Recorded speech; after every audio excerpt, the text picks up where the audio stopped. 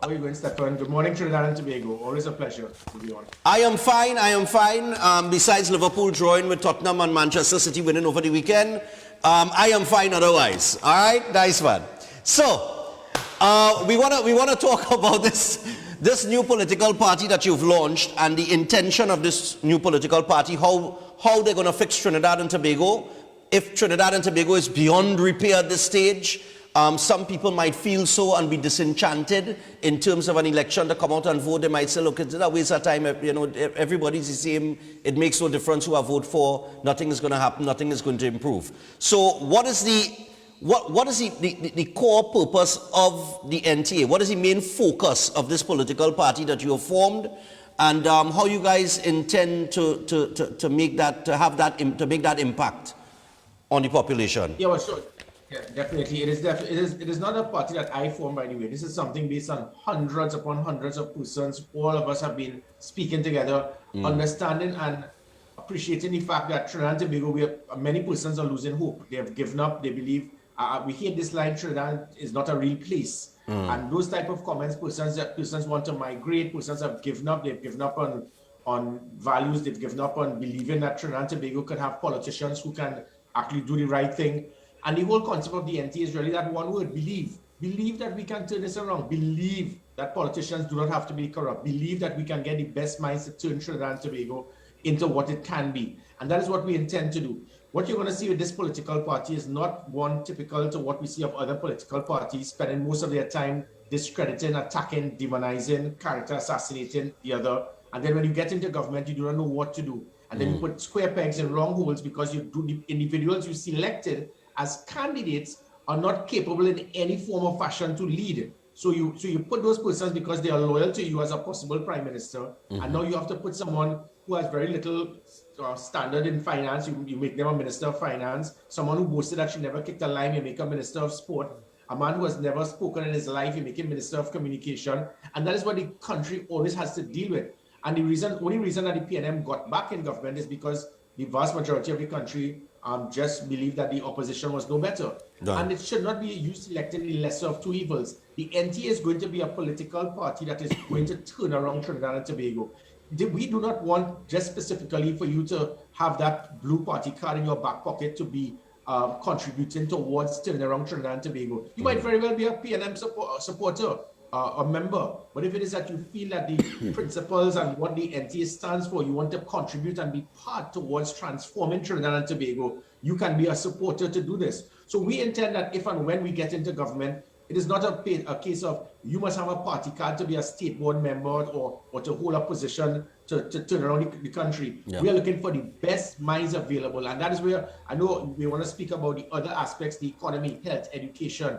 The same way that everyone will know for a fact that the NTA is the number one political party that can turn around Trinidad and Tobago in your most serious concern, which is national security.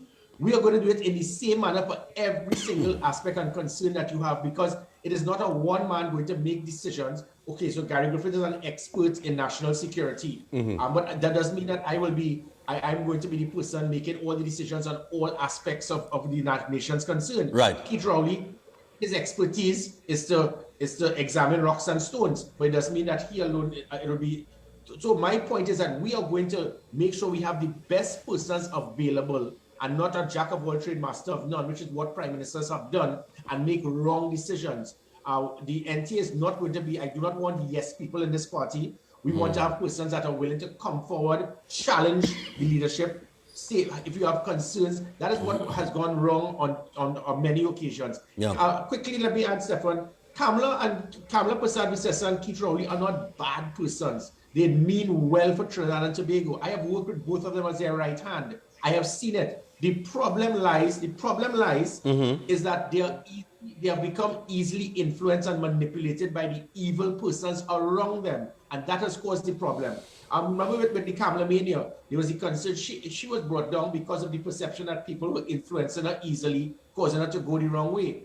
I have seen it with Keith Rowley. There are 3 specific individuals that continue to mislead Keith Rowley, lie to him because of hate, malice, and their whole lifestyle is only based on politics. We have to destroy this one. We have to attack this one. We have to try to lock up this one.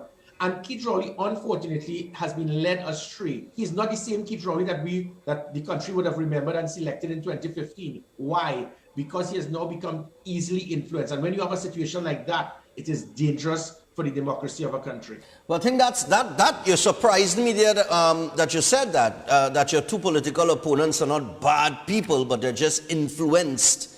The people that influence them, they've fallen victim to those people that are wrong them, that lead them in the wrong direction. I guess that speaks to the NTA and some statements that you made a little earlier, just before that, saying that you all are not about attacking and that type of gutter politics. It's about Trinidad and Tobago and how we're going to fix Trinidad and Tobago. Now, you mentioned a few things there that I just want to touch on really quickly. You mentioned square pegs and wrong hole. You mentioned that, you're currently, the NTA is currently in the process of searching for the right people, for the right job, and people that will not just sit there and say yes, because that's one of the major problems. We have too many yes people. We don't have people that are going to stand up and say, hey, I don't agree with this. This I don't agree with. Yeah. And it's not that I don't like you or have an issue with you or anything like that. I just don't agree with this, and I think we could come up with a better solution. We don't have enough of that in a lot of places in Trinidad and Tobago. So how is that selection process going to take place? And how long is it going to take before the country starts to see who these members of the NTA are and the people that you're looking at moving forward to form the next government if you win the election? Sure. And again, going back to what you said, we could have easily gone the way of all the political parties, say the worst things about the Prime Minister, Rowley must go, Kamala must go, and who is corrupt. No. And who, it doesn't make sense. I do not think politicians go out of their way to become politicians deliberately to be evil, deliberately to be incompetent, deliberately. They lose their way because of a situation we have in this country of a constitution that was deliberately set to ensure that you have democracy via dictatorship via democracy. The constitution was made that I am a prime minister, I will handpick the speaker of the house, the president of the senate, indirectly the chief justice, commissioner of police, chief of defense staff, all the state board members. When you do that, you have now become a dictator. And then when you get in government, you enjoy it so much, you forget about all the promises you made because now you have that type of dictatorship. And therein lies the problem. And it happens even in cabinet. You're in cabinet, the prime minister makes a comment and everyone agrees. We are going to change that. We cannot continue with that type of dictatorship using democracy. Right. The concept of the NTA is that it's going to be twofold. You have an executive dealing with the party affairs, the party business, and those individuals will be capable for that type of leadership. But then you also have a roadmap committee selecting the best minds available. And as I said, it doesn't mean that you have to be a party card, wearing a jersey, getting your plate of pill out, jumping in the maxi taxi, going to watch the Shiv Shakti on a big stage. That is our type of politics, the Rango Tango, Jumbies and all of that. No, you just want to contribute. And many persons who have left Trinidad and Tobago, they are willing to return now to give back to the country. That's what we want. So whereas you have a prime minister, this present prime minister, telling people, get out if you don't like Trinidad and Tobago, go and live in Barbados and Guyana. We are doing just the opposite. We want our citizens to return to Trinidad and Tobago. In fact, even as it pertains to regional integration, I met with the Guyanese Minister of Home Affairs along with every single head of the protective services in Guyana. Yeah. They would like to see what it is that was done in Trinidad and Tobago to turn around crime if I could do the same in Guyana. So we intend to expand and cause regional integration, and then they will reciprocate other islands by being able to help Trinidad and Tobago to develop ourselves. We have a prime minister here telling people, if you don't like it, I'm the prime minister, get out. That is the type of arrogance and attitude we do not want. And this is when I speak about persons can lose their way because of the constitution. So the first thing we intend to do is to amend the constitution. When we speak about constitutional reform, the first thing is to diminish when we get in government, the first job is to diminish the powers of a government. We intend, when you look at state boards, Stefan, you speak about the economy. about $3 billion is wasted because of corruption, mismanagement, and incompetence by persons who are appointed in state boards, because 95% of those persons appointed in state boards have no training, qualification, or expertise in that state board. But because they have the party card, whether it's a ketchup or mustard color, depending on who wins, you're appointed there because it's payback time after working hard and campaigning for your party. No, state board members must be competent, qualified. It is going to diminish corruption, bad management, ensure profitability in those state boards. And also we intend to have at least 20% of the state boards be appointed by the opposition to minimize the perception and possibility of corruption, because a state board is run by a political party, because the opposition has no say, no knowledge of what is taking place, and that is where you have wasteful spending, mismanagement, and corruption. So the transformation, which is why that word is there, we are transforming Trinidad and Tobago politics. We are transforming our mindset, and the alliance is bringing all of the best minds together in Trinidad and Tobago to move it forward in every aspect. A quick one again with sport. This is the only country for 60 years, I think for the last 2 decades, politicians who have represented Trinidad and Tobago in sport. I think it could, within my hand alone, it could be counted. Anel Roberts, Gary Hunt, myself. Most politicians never kicked a lime, so they never understood the value of sport. Sport has always been a secondary or the bastard of all ministries. Sport will be a major ministry. In some countries in Europe, that is a core curricular subject, sport. Here we see it as extracurricular. Sport can do so much to transform not just an individual or a community, but also a country. So there's things that we intend to change and transform and move away from the outdated systems that we have seen by these two political parties. Wow. I think in Trinidad and Tobago, you really hit the nail on the head, we see sport as a hobby, where other countries in the world see it as a business. And that's the difference. It's a business. It's about developing young people and creating that business. With sport comes tourism. Everything is connected. And I always try to tell people that everything is connected. The one time Trinidad and Tobago was ever united for a few weeks was late 2005 when we qualified for the World Cup finals. Yeah. In the last World Cup campaign, the Ministry of Sport, the government of Trinidad and Tobago did not put 1 cent to contribute towards assisting our national team in preparation for the last 2022 World Cup campaign. All our national teams, they suffer. They do not know when they're getting training equipment, if they're getting to travel.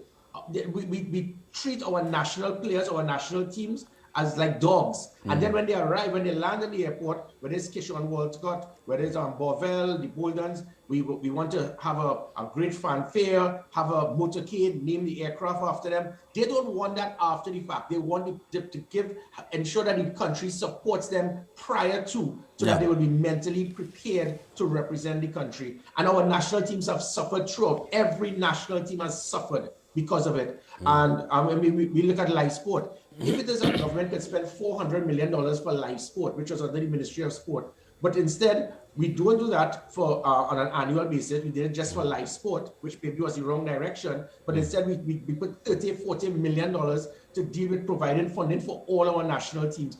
That is investment. You invest in our national team. You can go to Dubai, you will see a billboard about 50 by 100 foot, but just for Usain Bolt. Fly Jamaica, the promotion you got by what Usain Bolt did put Jamaica on the map.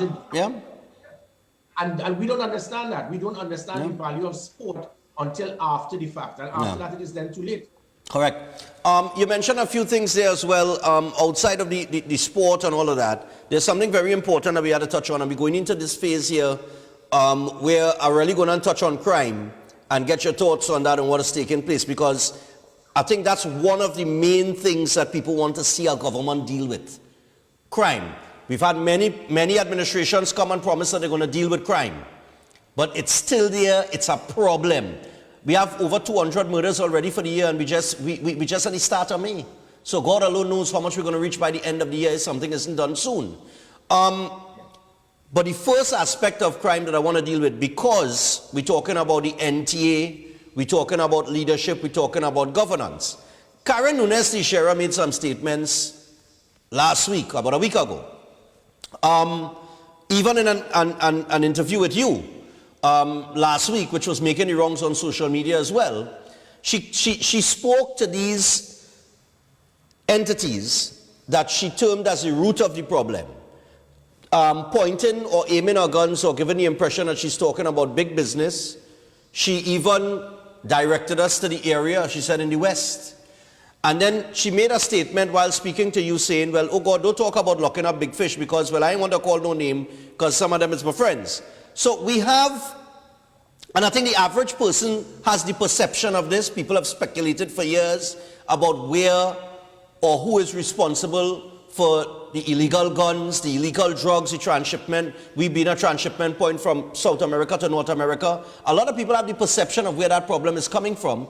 But the problem is that a lot of these people hold a lot of power in the country, and a lot of them are financiers of political parties. So my question is, does Gary Griffith and the NTA have the political will to go after these people and deal with white-collar crime? Because I remember you saying when you were selected as Commissioner of Police, you came on this program, we had an interview, and you said the biggest problem in this country, and you alluded to it a little bit earlier, is that you have people that through corrupt practices go in with 20 and 25 and 26 billion dollars in this country that could have gone to something else, created opportunities, and we could have had a better standard of living that would have brought the crime rate down. So how do you intend to deal with that aspect of crime before we get to the violent crime, the white-collar crime? How are we dealing with that? Yeah, well, definitely, and that is the case. So when it is you're looking at an economy, sometimes we only see one thing as to how it is that we can increase our income. And well, you know, this government for the last 7 years, the only option that they've seen to inject income into an economy is by raising taxes, and it shows lack of foresight, lack of leadership. But there's another aspect. In a business, for you to increase profit, it is two things: for you to increase your productivity or to minimize unwanted expenditure. Right. And that is when it is you look at waste through corruption, mismanagement, that you can reduce that if it is you put proper systems to measure performance, ensure accountability, and to minimize corruption. And sometimes the opposition having an input in it to monitor the government can prevent that from happening. So going to what it is you speak about with crime and white-collar crime, I have proven it. I mean, I stood up against my own government as it pertained to live sport. Okay. 400 million was spent in live sport. Mistakes were made. It's not to point fingers at anyone, but I stood firm.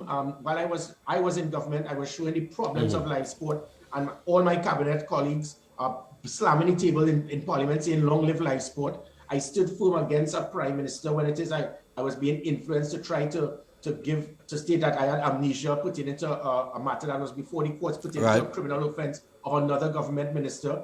I stood up against a prime minister when he was trying to allude that the police must do the same thing they did in 2011 to arrest persons illegally. And the previous commission in 2011, very weak, decided to adhere to what they said, and it caused 500 young men to be arrested illegally, and the taxpayers paid the price. Right. I stood firm to this. So the point is that I stand firm on principle. I will always be a patriot more than a politician, Stefan. And as it pertains to crime, in the last 30 years, if we look at the data, in the last 3 decades, every time the PNM is in government, crime goes up the following year. That's a fact.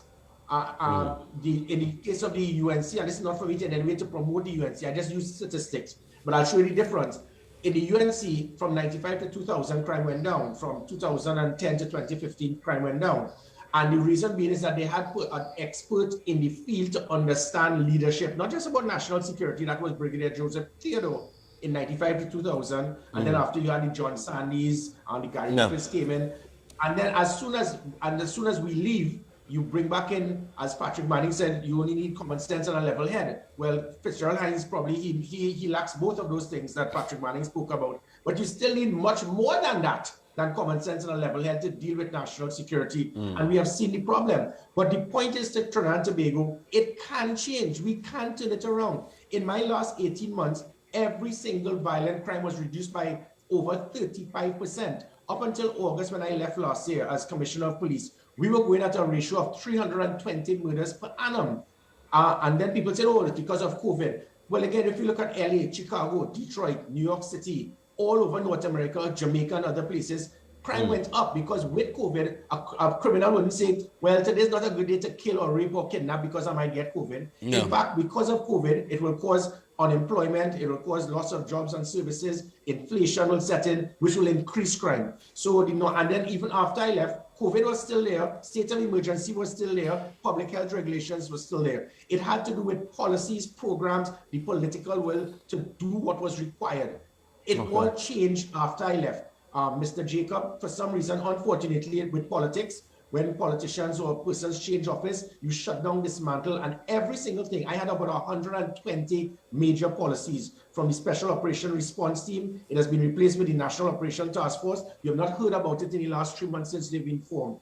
The traffic system we had cleaned up, the Operational Command Center, the E999, the I-Support Our Service, getting the businesses to work with the police service, the use of technology, body cameras, the gender-based violence unit, systems and policies to address school violence.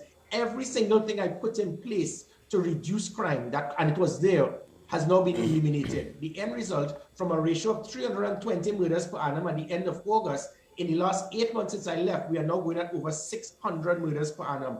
And again, it goes, let me just close off on this, it goes to politicians not understanding their responsibility. You have, the opposition should not say much because they have no issue with a criminal being caught with a semi-automatic assault rifle that can kill 35 persons in 3 seconds in a bar, and saying that if he is held with that, he has a right to get bail the next day. And then this government is no different because they have funded the problem by continuing to give that I spoke about. But as I can assure the country, within a few months, the same way crime was going down. When I left, crime was the number 4 concern in the country, behind education, health, and the economy. Yeah. Now it has gone back up to 1. And when in 2018, crime, the police service, 14% public trust and confidence. When I left, it was 55%. Now it's gone back to about 17%. It can't turn around because we have good police officers, but it's because of moral motivation has now been diminished because they do not see the type of policies, programs, and the type of leadership by example required. That type of leadership you saw there with myself as commissioner, I intend to have every single person in the NTA have that same type of drive, passion, emotion to turn Trinidad and Tobago around in every major concern that the country needs to see rectified.